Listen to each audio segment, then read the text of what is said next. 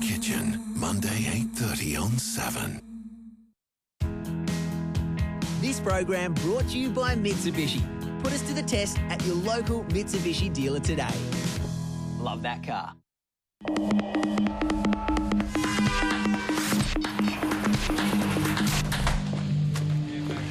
The public doesn't have a right to know. Commander Waverley. Ouch. Oh, ouch. Oh, yeah, you can bet Arnie's going to be pissed off about that. There's a lot of word-for-word stuff in there that suggests the bastards were recording her. Looks like any type of injunction's a bit late now, sir. Are you taking the piss, Freeman? Because your mate Buchanan's knob is on the block after this article. And from this point on, you can bet that these newspaper bastards are going to try and make all of Homicide look like black hats. That's a declaration of war. All the more reason to put this case to bed ASAP then, sir. Well, I've been speaking to some of the editorial assistants down at the Tribune. And? And apparently Graham Proctor was in at the newspaper a couple of days ago, going nuts at Juliet for stirring up the Dane Majors case. Proctor. Tony Major's father. Oh, and he didn't appreciate Miss Sticky Bee trying to spring his daughter's murderer from jail. Put him on the list. Well, one of the assistants also said she saw Graham Proctor again on her way home, sitting inside his car outside the newspaper office. I threatened to sue her, not kill her. So why were you waiting outside? I was hoping to talk to Sullivan, her editor, in a slightly calmer frame of mind. I waited around for a bit and then I went home. Still angry? Of course. Dane Majors murdered my daughter. He beat her to death with a golf club. The biggest mistake she ever made was marrying that bastard.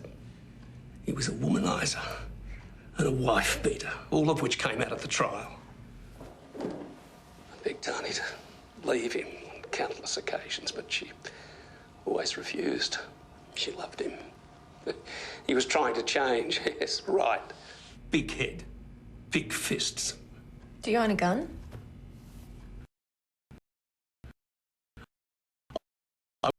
I was upset. I went home and I got drunk. Were you alone? Best way to get drunk, isn't it? Sarge, no luck with Juliet's belongings. We seized her computer.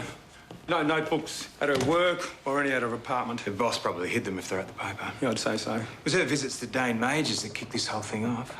Well, I'll go and see what he knows.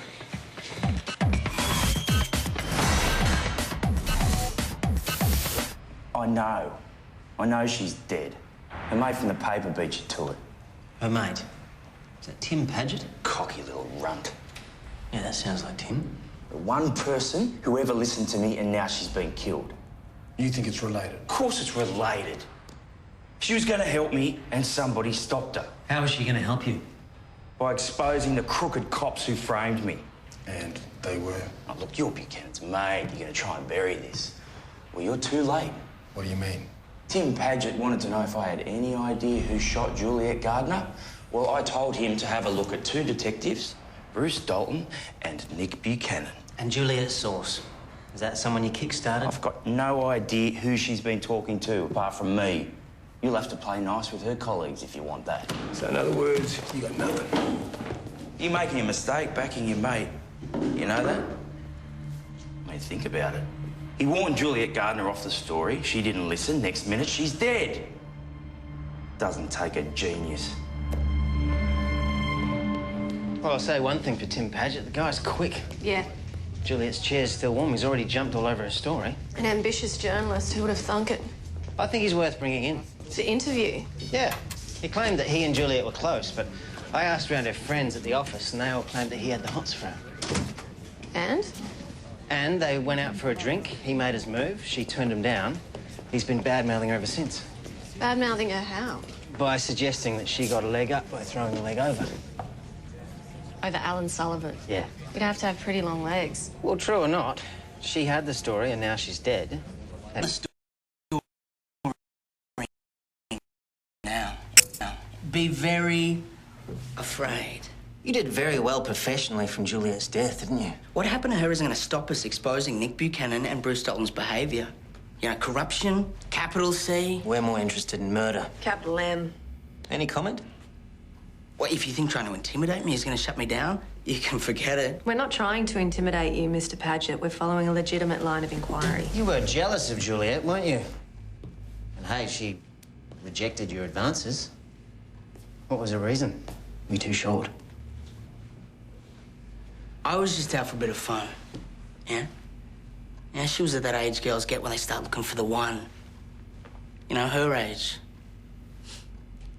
So you rejected her, not the other way around? You do realise that lying to police is an offence? It was a mutual decision. Oh. Jules and I sparred a lot, and professional rivalry often generates chemistry between people. Right. Okay, so you're saying that, that you were attracted to each other? I'm saying there was some unresolved sexual tension, yeah. Rubbish. Your colleagues told us she referred to you as an ambitious, ferret-faced little ball bag. She respected my work, and she respected me. No, she didn't. She burned you.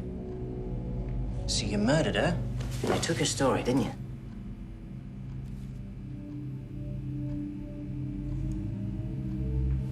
Tell us about your day yesterday, Tim.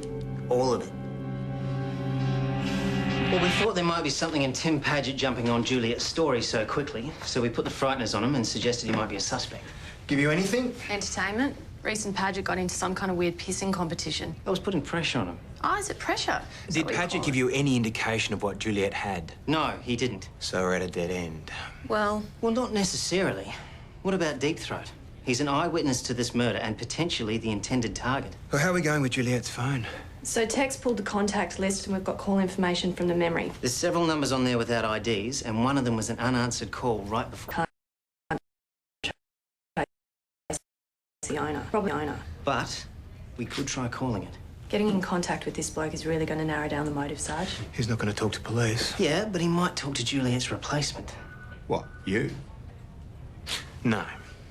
Why not? Too dangerous. What if Deep Throat knows Paget? Tim Paget's a nobody. That's his problem. There's no photo beside his byline. There's no kudos. Come on, Sarge, it's worth a try. I mean, we're nowhere anyway, Sarge. All right, let's give it a go.